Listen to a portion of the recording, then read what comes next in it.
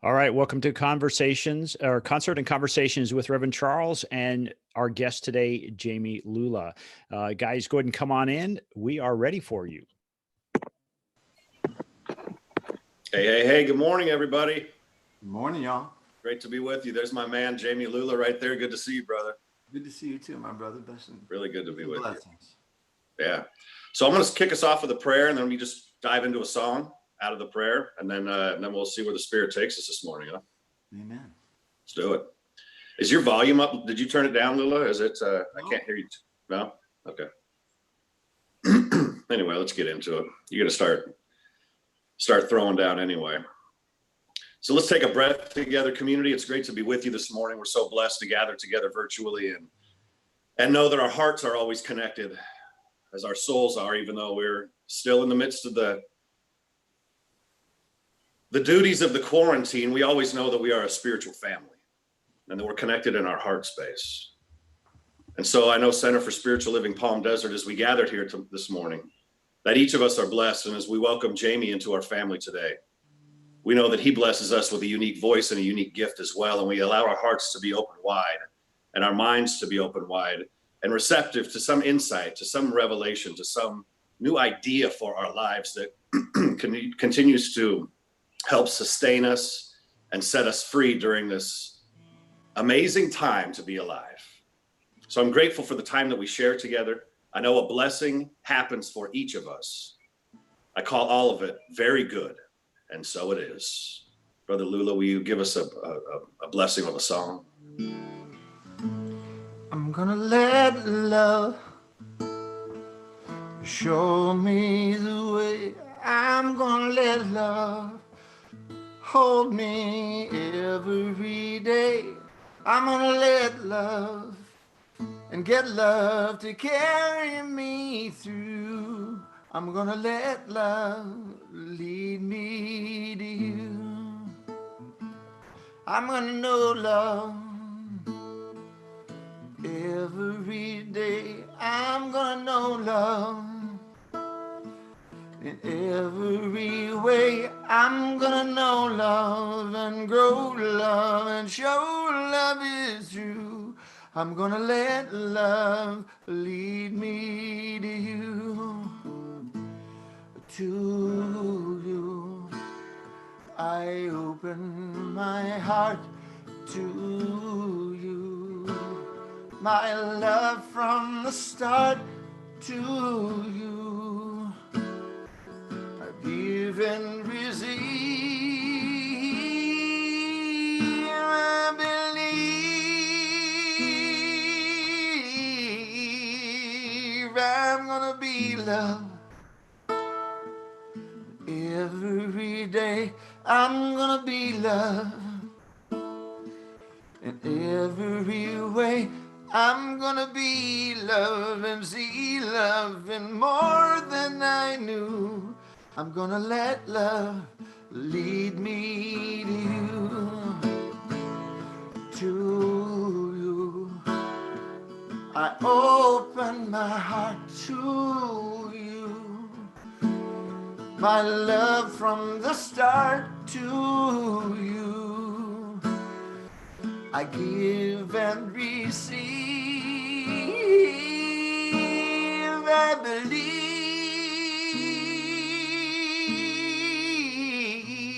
I'm gonna give love every day. I'm gonna give love in every way. I'm gonna give love and live love with more than a few. I'm gonna let love lead me to you. I'm gonna let love lead me to you. I'm gonna let love lead me to you.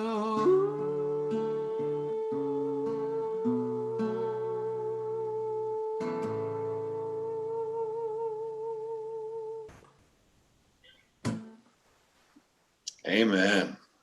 Man, good to hear you. God. Thank you.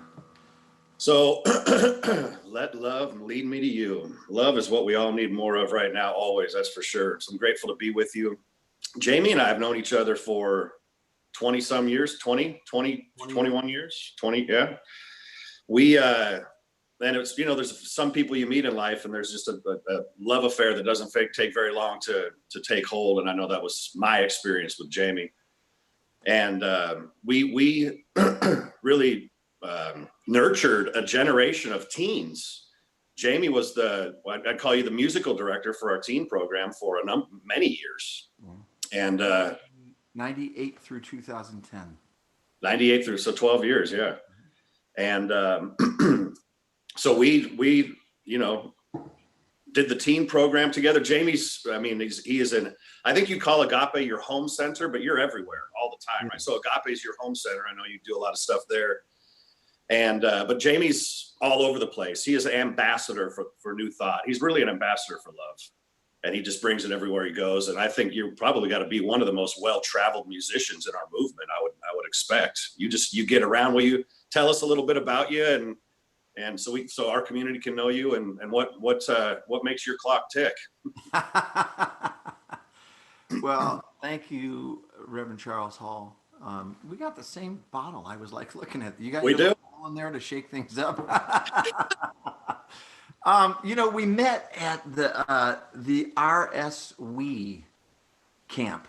That was in 2000. Teens. In 2000, it was the first time RSI and UCRS, which were the old formations of CSL, the two factions of it, came together, and it was the teens that came together. And we met, and we started doing these walks of intention. Yep. And what was the guy that led us? What was his name? Reed. And Brother it was like, Reed Evans, right? Yep. Reed was like 95, and he was like blowing us all away. I mean, he like started walking. We're up in Big Bear in the mountain, and he's not sucking wind at all. And here we are, just all right. Let's keep up with Reed. Yeah, the old man just finished a marathon. He had just done a marathon in Seattle or something.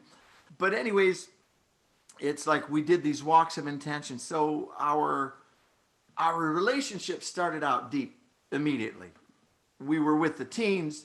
We were, you were an advisor at the time, and I was musical inspiration.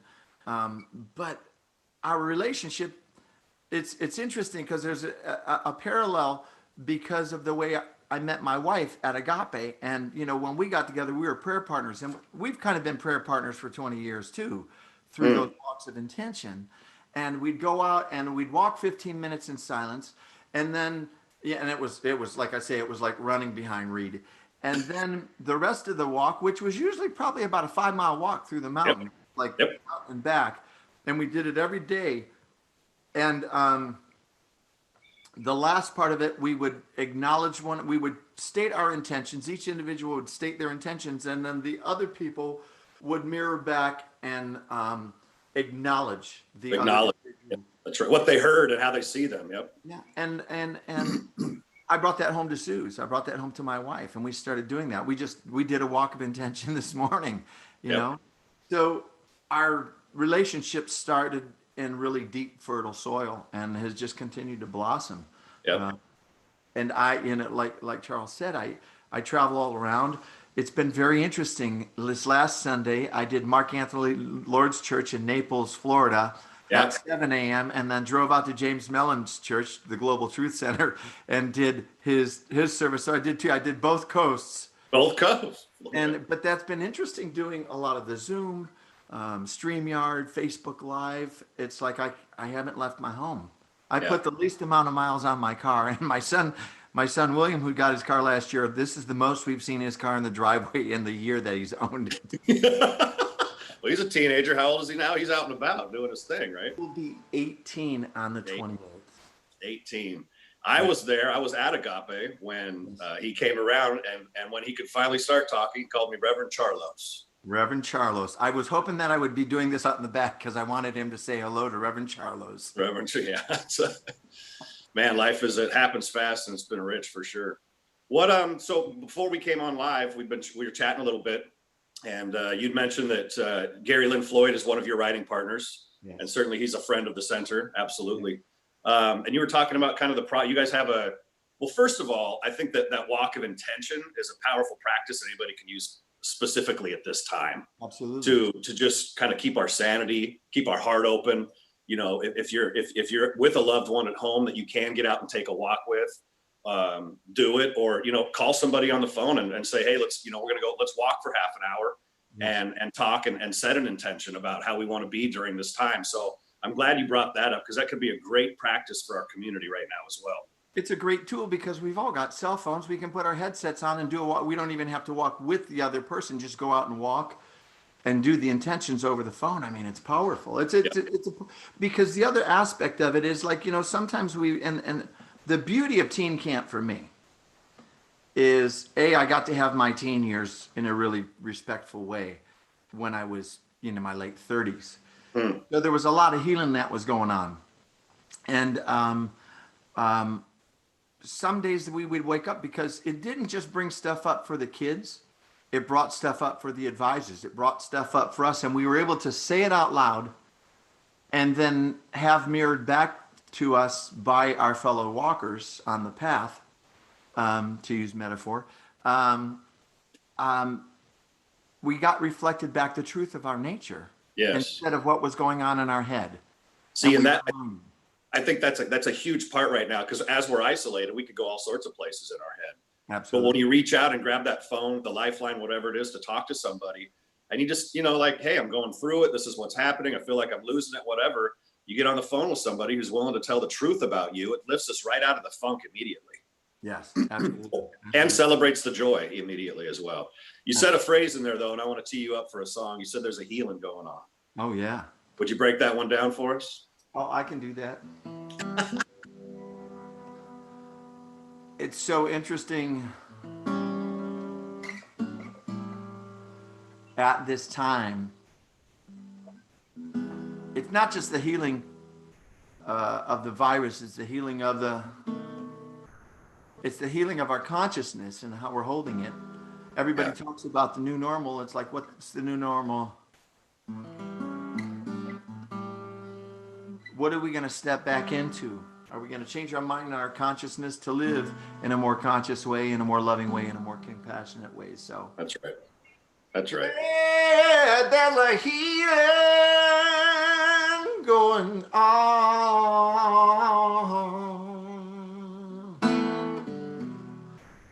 There is a healing going on.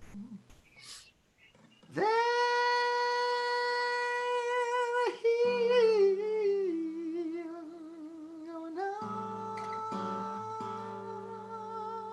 Ooh, oh, you love my soul.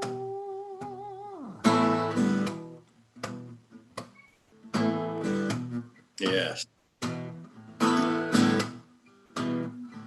Let me walk to the banks of the river of love, where the current runs deep, baptized in the one, where there's no separation and the light is all we see. Honoring all our differences and love will set us free. Oh, Mother, Father, God, there's a healing going on. Mother, Father, God, there's a healing going on. Mother, Father, God, there's a healing going on. I said, oh, you rock my soul. I said, oh, you rock my soul.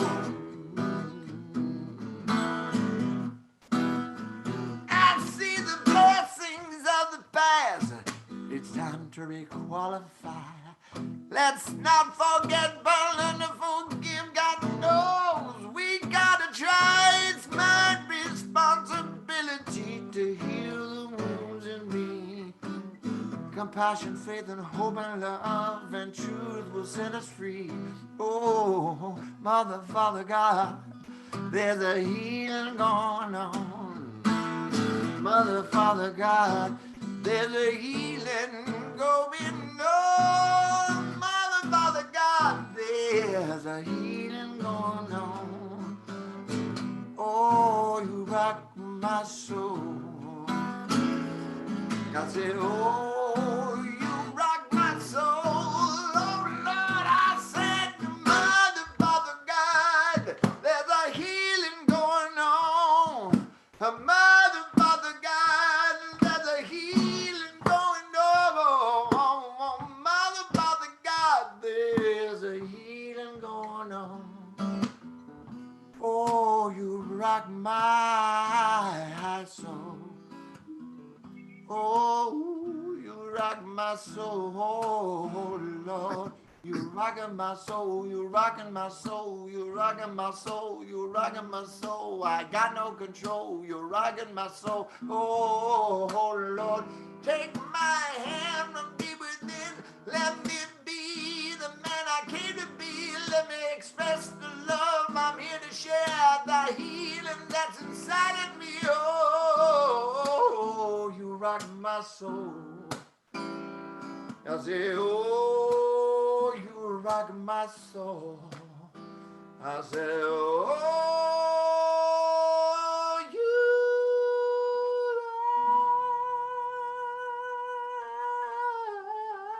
rock my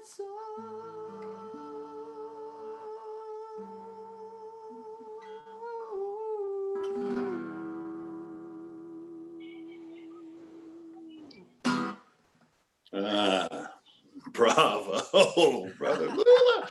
Now, CSL Palm Desert, this is the music that a generation of teens grew up with. You hear the message in that too. Like we'd go away to teen camp and Jamie'd be singing his butt off all day, and that was the messaging that was getting into the consciousness of these young folks. And it's just potent. I mean, Jamie, what did you say? You're a writing machine too. Before we, one other thing I wanted to mention, folks, is we've got Jeff Harrison in the Swing Point Media producers booth. And if anybody has any questions or comments, you can funnel them through him. He'll pick them up and make sure that we hear about them. So we want to give Jeff some love and for making all this work as well. Speaking of teens. Yep. Kathy Hearn's daughter, Susie, is married and pregnant. I saw a picture of her. Because I remember when she was like her little railroad tracks and she was just like attitude out the wazoo. She's married. I mean, that's the amazing thing to see the teens that I grew up with. There's this one kid that was out of Riverside, and I went to Dallas a couple years ago. And this kid comes up and he's like 6'7". He's huge, really deep skinned African American kid. He says, Jami Lula, do you remember me? And I says, I can't remember your name, but I could not miss that smile or forget that smile. His name was Jason. Oh my God. He's gone to architectural school. He just moved to Dallas to be with family been in Riverside. His grandmother had originally taken him to church, but he was just this, you would remember him if you saw him. He was like this skinny beanpole, and he was a baller too. He was a baller. So you guys out in the court and seeing him, watching Savannah Riker do her thing, just watching all these teens. I still get Facebook messages and emails. There's a young woman that's in the Navy. I think she's stationed in San Diego, but she was in Wisconsin for a while. Bailey, exactly. Yeah. And she Facebook messaged me. It's like, man, it's like I lost all my Jami Lula CDs in a move or something like that. And it's like, I just packaged them all up and sent them to her. It's like, you take this, And it was like, it was so, that period in my life was so fertile because when I started that was in 98, and Kristen McGuirk, Jeff Chafin, and David Alexander had all seen me at the conference down in San Diego. I went and sang for Michael Beckwith, and I had an orange turtleneck sweater on, and those big Wayfarer 2 horn rim glasses that I used to have, and they were like, we want him to sing for teen camp. And Suze Ogden had led the charge for years and done it, so I got to fill in her shoes, and man, it was life-changing for me because it was like I barely played guitar at that time. I was a lead singer of a band, and I knew a couple songs. So that's when I like really started writing, because it's like I got to revisit my teenage years, and for whatever reason, the teens like resonated with the music that was coming through me. Big And time. Big and the time. beautiful thing about those camps for me was that everything was bookended with music. Every Yep. session was bookended with music, and they weren't spinning music. They weren't spinning contemporary music. Not that that's bad, but it was like new thought music. It was consciousness. It was awareness. So, like you say, there's a generation of kids that grew up with that consciousness, with Yep. music, and had music to sing. I still get kids that come back and say, "Man, I remember that song. Something's calling me," or "Light of the Yep. World." There's a healing going on. Love is my religion. It's like they remember, and I'm like, I'm in Yep. awe. There, and that's another great thing for our community is, play the music that uplifts you, play the music that brings you into your heaven right now. Hopefully you've got some sort of player in your house. If you don't, I know there's Target still open. Put your mask on and go to Target and get yourself a radio player. Put it, whatever you got, just put the music on that uplifts you. It's good for the head, good for the heart. Alexa, play some Jamie Lula for me. There you go. There you go. or Gary Lynn Floyd, or Amy Bishop, or Karen Drucker, or Daniel Neymar, or Eddie Watkins Jr., or there's just a list goes on. Jesse Powers. There's some new young artists. Katie Ducher. You remember Katie Yeah, Ducher? Not that absolutely. she's going by still, but they're making Firefly Walter. It's like they're making beautiful music, Yep. and it's that whole idea of a prayer sung is twice prayed. Yeah. I think that when you listen to music that resonates with your soul and helps remind you of the truth of your nature, what you're here to do, what you're here to be, allows you to forgive yourself, allows you to find compassion for yourself or for someone else, it's like it's a double healing. That's And if right. you sing along, it's triple. You get triple points. Triple tall. Triple tall. There you So, go. so was it the RSW camp where we were having some sort of gathering, and one kid shouted out of nowhere, "Spirit in the house"? Yeah, it was. Right? Well, actually, it was me that yelled out "Spirit in the house," and what it was the kid was lip syncing to Kid Rock.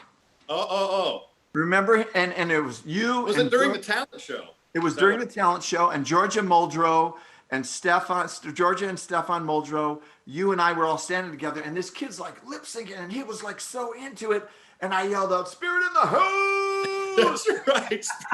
And that gave birth to this song right here, which is one of the original rock star Lula songs right here. And that moment gave birth to this song, right?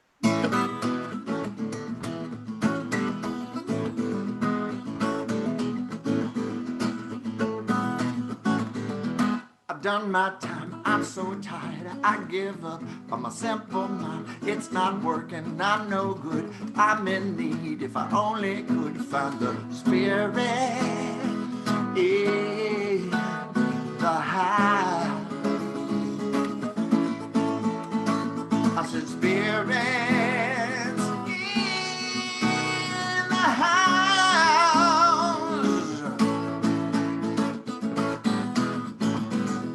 Yeah.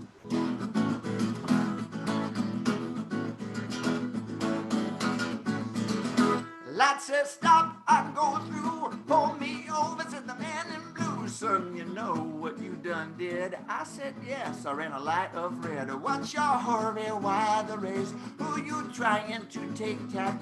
Take your time now, it's alright. God's your answer, you can't hide from the spirit in the house. Holy, holy, holy, holy spirit.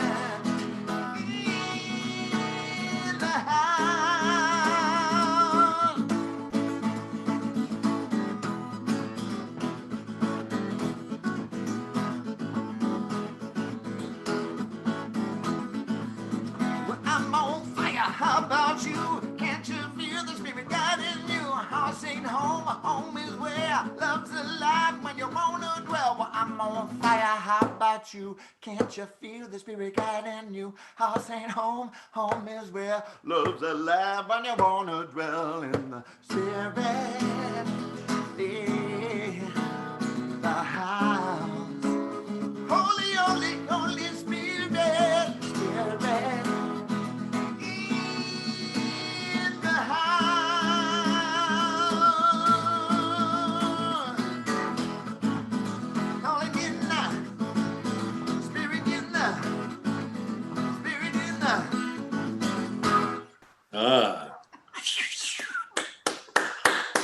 Bravo. I remember that moment because, you know, kids would come into the camp. It's why I would always go and promote these camps when I went to churches. I'd meet teens. It did force me, but it drew me to teens. And it's like, have you gone to teen camp? And they look at no, and you'd see the kids on the first day that had been resistant to getting to camp.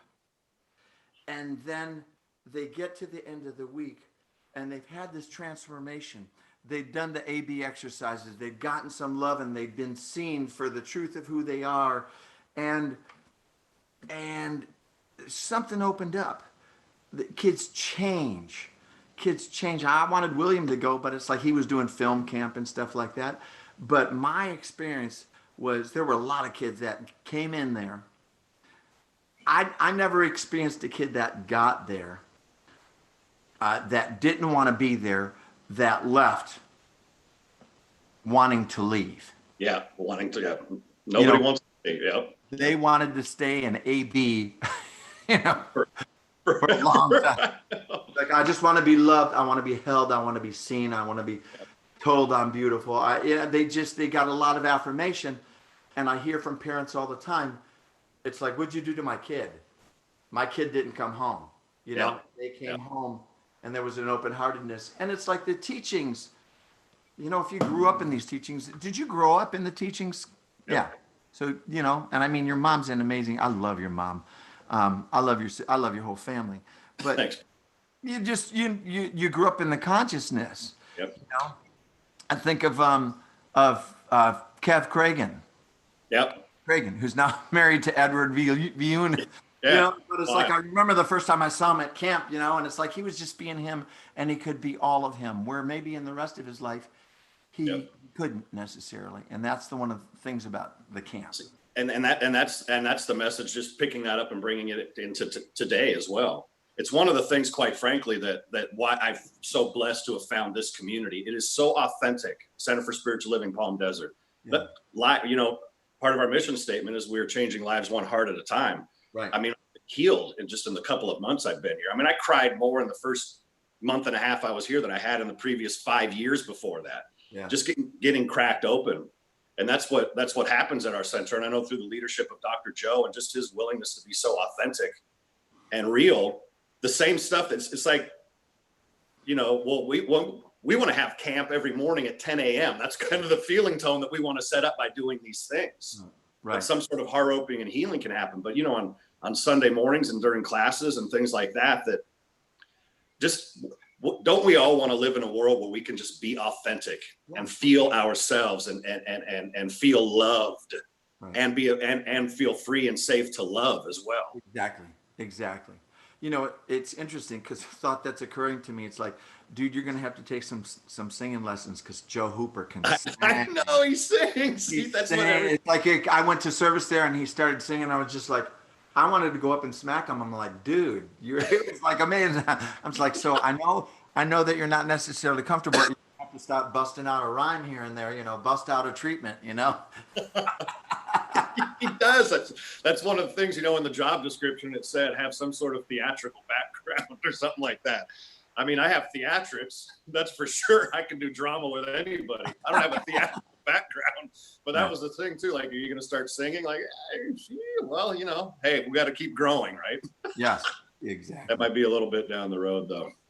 So before we came on, we were talking a little bit about you and Gary and that you're writing partners. You give me a little bit of insight about your process of writing. Can you give us a little insight of that? Maybe share a piece of music that the two of you have been writing on the last couple of weeks, writing? You know, it's interesting because we had heard about each other for a couple of years through Veronica Valles in Dallas. And, you know, have you met Gary Lynn Floyd? Have you met Jami Lula? And then we met at a Wednesday night Taizé at James Mellon's church in North Hollywood. We did them once a month. Doug LeBeau would put on a Taizé service there once a month on a Wednesday night. And he'd have a group of musicians. We'd get together about an hour and a half early. We'd rehearse, we'd have dinner, and then we'd do the Taizé. And Gary and I finally met, and it was kind of like you and me. It was like an immediate bromance. You know, it's like there's something in common. There's love. It's like you've known each other for lifetimes. And I'll actually play the first song that we wrote. But, you know, he left. We were supposed to be down in San Diego. He had come down the week before. We did some rehearsal. We went down, did Sunday service at Vision at Patty Paris Church in San Diego. We did Vision on the Sunday. Then we spent the week rehearsing, writing, and recording. And we were supposed to go out back down to Vision to do a concert on Saturday. And then Sunday we were doing Sunday service and a concert at In Spirit at Kirk and Sandy Moore's church in Mission Viejo. Well, the lockdown came down. So, and then he's like, I got to get home because they're supposed to get like, 4 feet of snow. So he ended up leaving on Friday. So we wrote a chant like on Wednesday called In This Holy Moment. And then over the last 6 weeks now, because tomorrow will be 6 weeks since we've been in lockdown, we've completed 5 songs. I just threw another song idea at him 2 days ago, and then yesterday we had a song idea. So we're very prolific when we're together. Zoom, it's a little bit different. It's such a different energy to be in the same room, but we have found that we can do it on Zoom. And it usually, this song that we started was the first song that we wrote. We sat and talked for about 2.5 hours, and we had so much in common. And we wrote the first verse, and I said, okay, I got a good litmus test. I said, let me get my wife. I said, I'll bet you $10 that she'll cry by the end of the first verse. And she did. But we have just continued to write, and it's different. I was in Asheville, North Carolina, and had a very prolific tour back there a few years back. And I sent him a couple set of lyrics that I had written. I'd actually started writing music for one of them, and I'm like, let me see what Floyd would come up with. And I wrote this song, and it turned into a song called We All Share. And he wrote, I loved the music so much better than what I was coming up with. But there were 2 specific. There was one song called One and One and One, and then We All Share that I just sent him lyrics. And then another time I'll come together with a chord and a verse idea. And it's many different ways. But where it always starts from is consciousness, because he's, Gary grew up Christian and was outed relatively early in his life, and was basically wiped from the history of the Southern Baptist Convention because he was gay. And he got to CSL Dallas because Michael Gott he lived in Dallas, and Michael Gott was the music director, and said, hey, I need someone to play on a Sunday. Can you do this? And so he started playing there, and then he started hearing the talk, and he liked what was going on. And then and then it turns out that his partner, Danny, had been studying to be a practitioner at Agape. Oh, interesting. And way back in the day, like in the 80s, and Danny was actually studying to be a practitioner with Edward V. Yoon. That was in his class. Isn't that crazy? That's funny. Yeah. So connected. We are connected.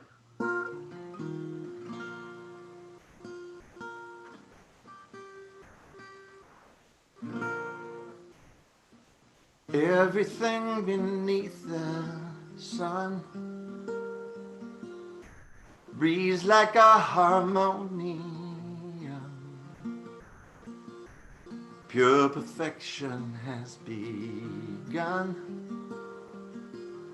shining like a midnight sun. Out of darkness I have come, I see God in everyone.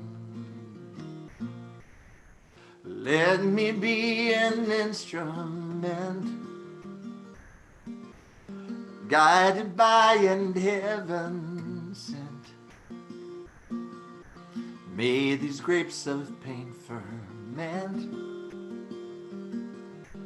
alchemize to love's content.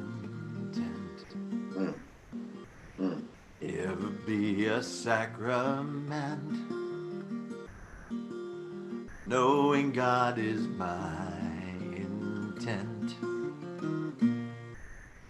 God, let me know your name. Hold me in the same breath as your word. Oh God, I feel you all around. Oh, how you astound me with your grace.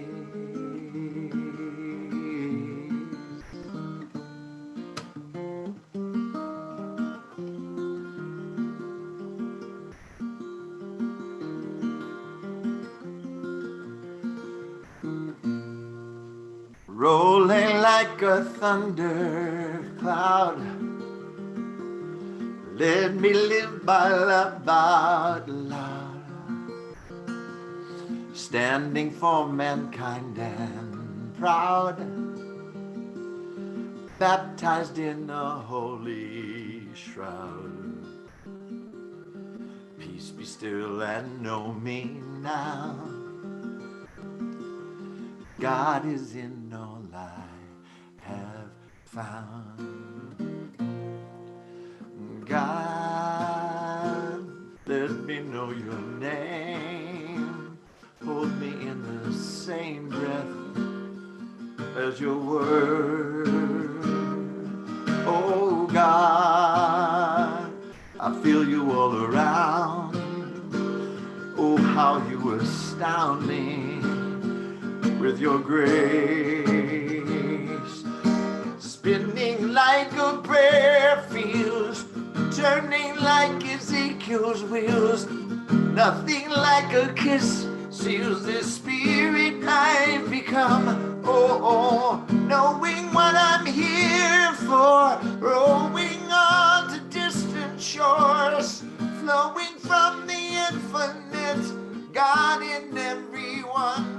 Oh, God, let me know your name. Hold me in the same breath as you were.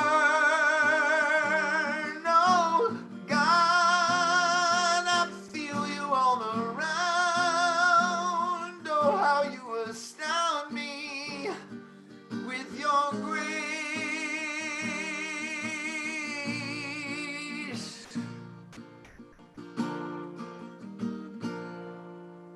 Out of darkness I have come. I see God in everyone.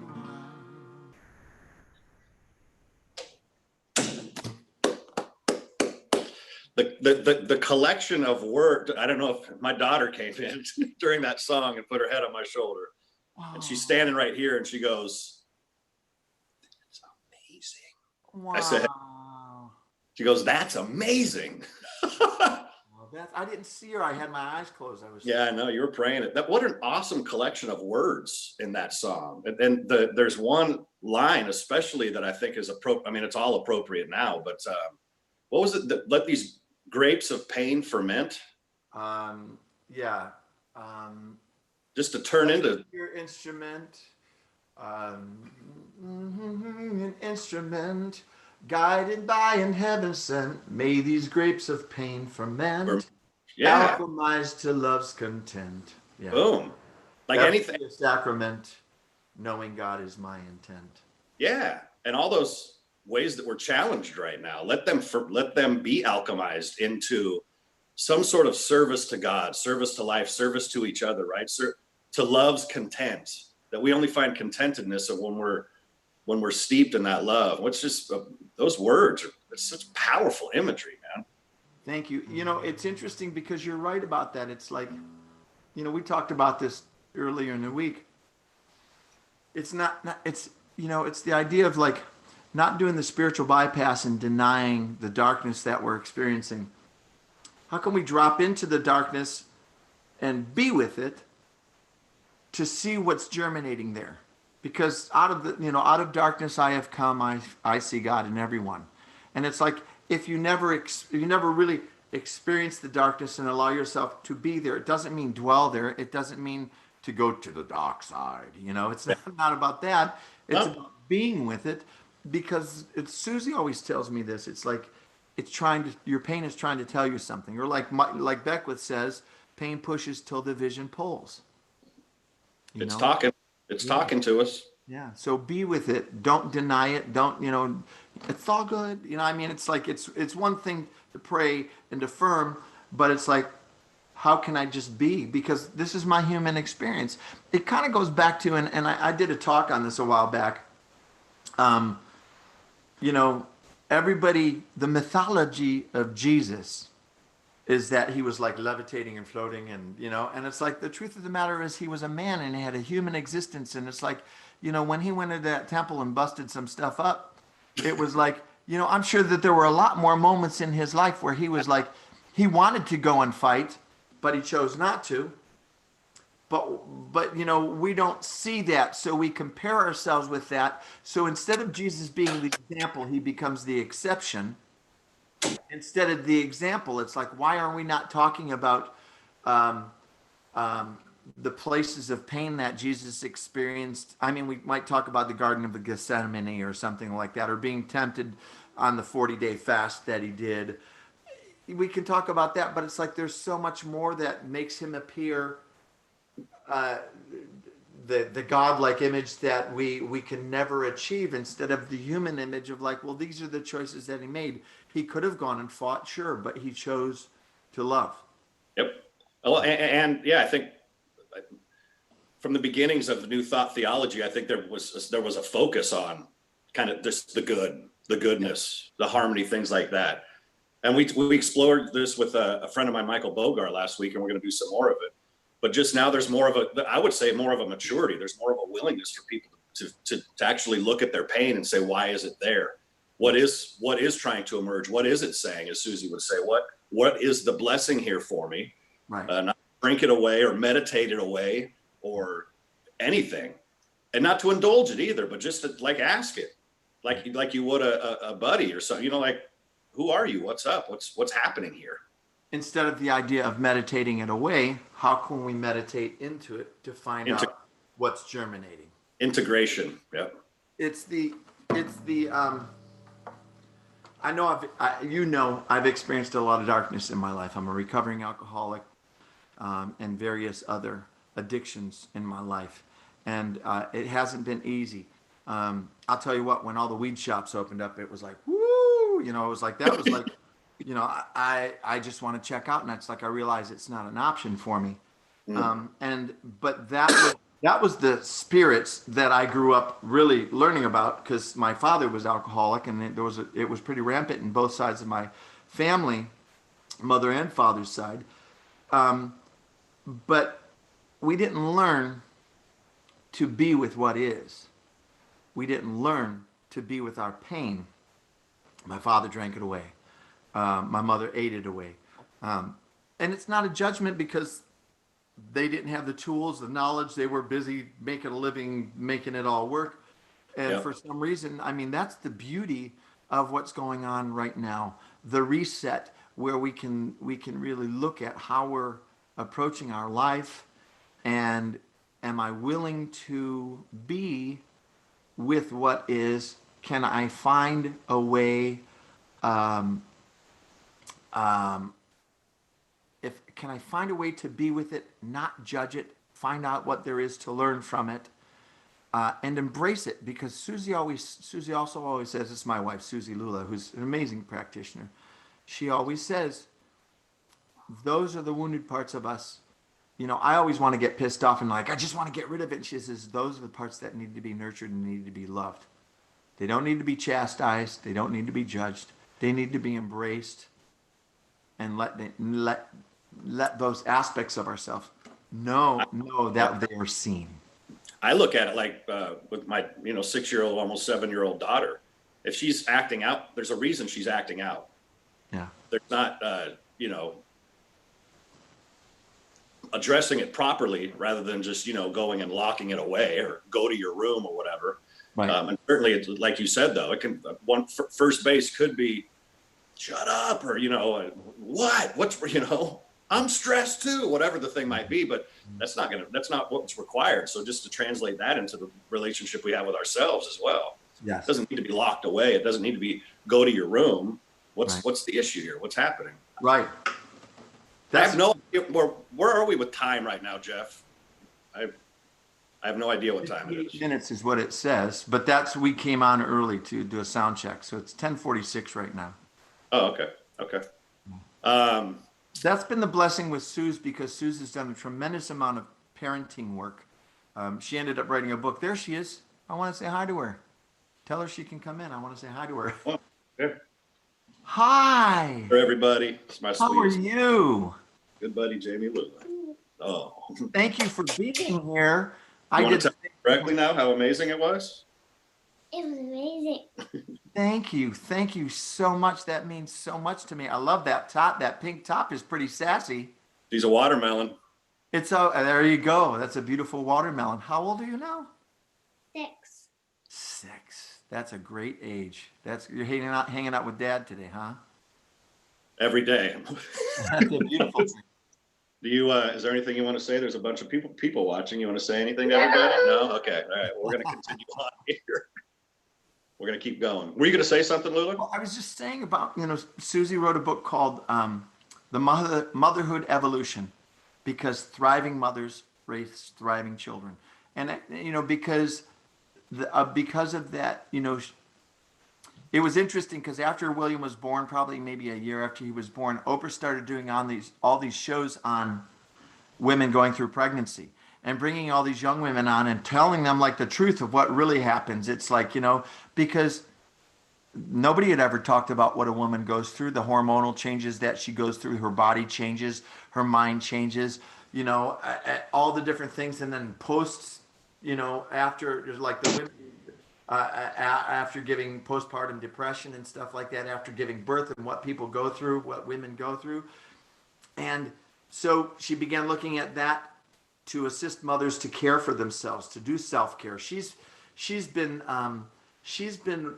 talking about self-care longer than anybody I know. Now self-care is all part of the vernacular, but she's been talking about it for 20 years easily. And so she started working with Shefali Sabari, who wrote The Conscious Parent. They started doing a lot of parenting work. And she's taught me to be with William and to be in relationship with him, not from that punitive, punishing perspective that I grew up with. I don't know. Yep. I don't, Absolutely. I've known the end of a wooden spoon a number of times in my life. I've known the end of a belt a number of times in my life, and William has never.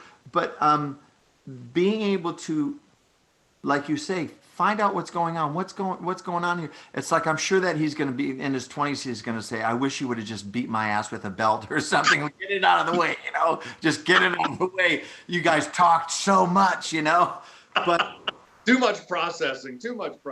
But he's got a language now. Dad, that doesn't feel good. Dad, I'm really angry.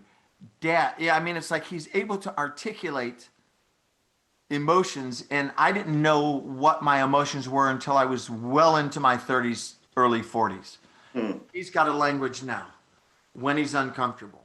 Yep. And he's able to articulate it, and it's a beautiful thing to be able to pass that on to your children, a language to identify what they're feeling, to be able to articulate it. It's like, look, you're crossing a boundary here. This doesn't feel good when you do X, He's gotten pretty good with that, certainly with us. Well, and for all of us. I mean, it takes codependency out of the picture as well, because you can articulate something. You can actually speak up for yourself and handle your needs. Yes. And yeah, so that's a beautiful thing. We're coming to the end of our time. If you don't have a song in mind, I've got another request I'd love for all of us right now. Into Thy Hands is always just such a. I mean, I think we could all. This song is. I know, and my good friend Reverend Dr. David Alexander, you did this at his wedding, and it's a healing song. And so I invite everybody as Jami. I just want to say a couple of things before he sings us out of our time together. We want to again thank Jeff Harrison in the Swing Point Media producers booth, making all this happen, and just want to make sure that you know that This afternoon is Dr. Laura's drop-in class at 2 p.m. You can find information about that through the website. Tomorrow, Dr. Joe's final fourth installment of the first 4 chapters of The Science of Mind will be at 10 a.m. And then on Saturday at 10 a.m., we've got our meditation. Reverend Ruth Ann is facilitating the meditation this week. And then on Sunday, of course, we've got our service that's made available to you Sunday morning. So we continue to have things going on, and we're working on next week's lineup right now. We'll continue to have great stuff for you.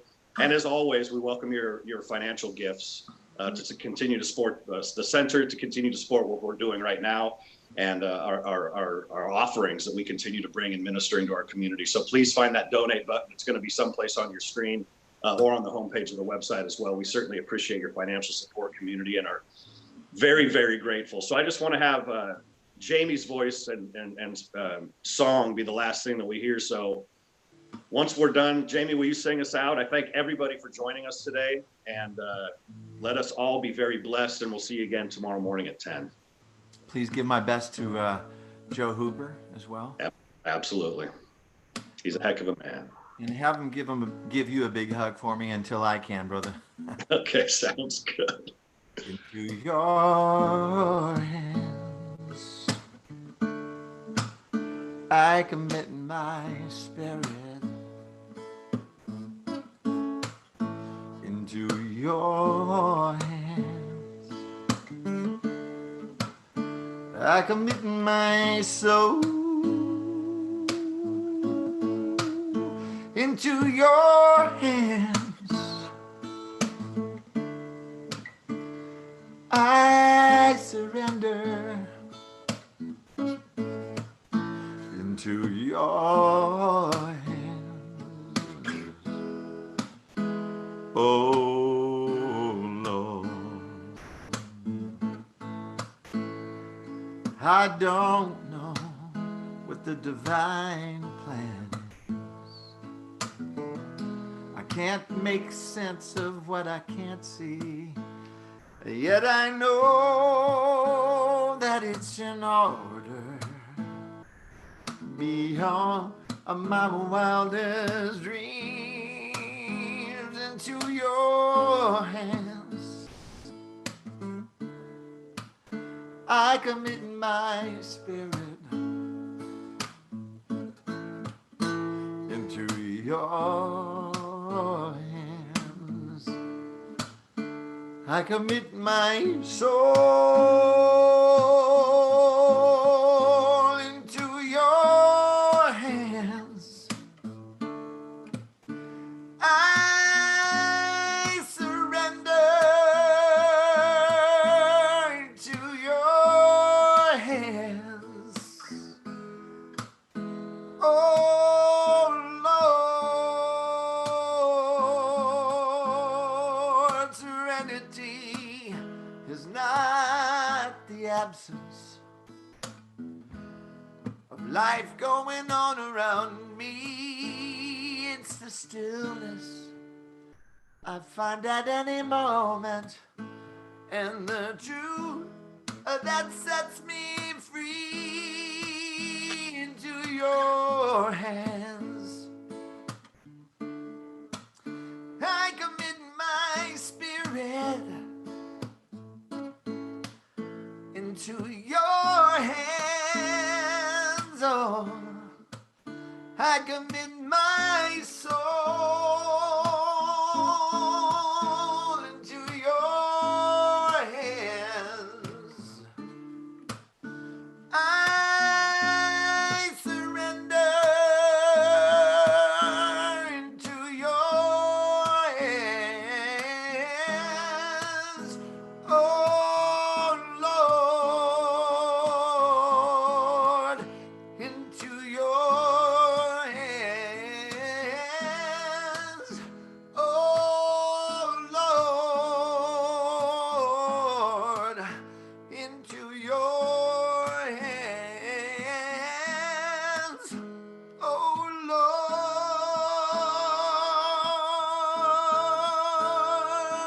Lord. Into your hands I commit my spirit. Into your hands I commit my soul into your hands. I surrender into your hands, oh Lord. Won't you sing it with the people now? Into your hands, oh Lord. Sing it where you are. Into your hands, oh Lord.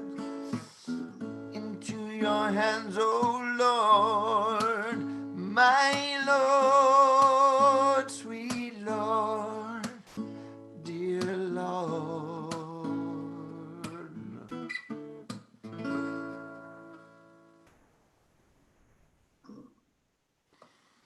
And so it is. And so it is. God bless you, everybody. Have a magnificent day. Peace and blessings, y'all.